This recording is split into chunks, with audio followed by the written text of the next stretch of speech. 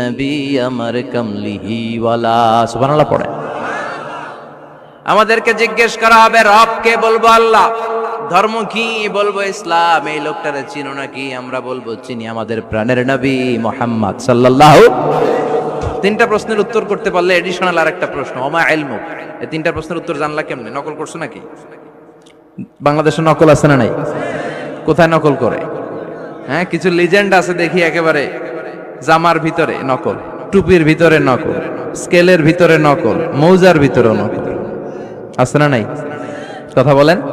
ফেরেশতারা বলবে তুমি তিনটা প্রশ্নের উত্তর করলে কি করে? আপনাকে বলতে হবে আমি কোরআন থেকে শিখেছি, আমি হাদিস থেকে জেনেছি। চিল্লায় বলেন ঠিক কিনা? তখন ফেরেশতারা বলবে আহলান ওয়া সাহলান, মারহাবান, কংগ্রাচুলেশন, তুমি উত্তর করতে পেরেছো। ইফসাহু লাহু কবরুহু ৭০ যিরান, আপনার কবরটারে ৭০ হাত লম্বা বানিয়ে দেয়।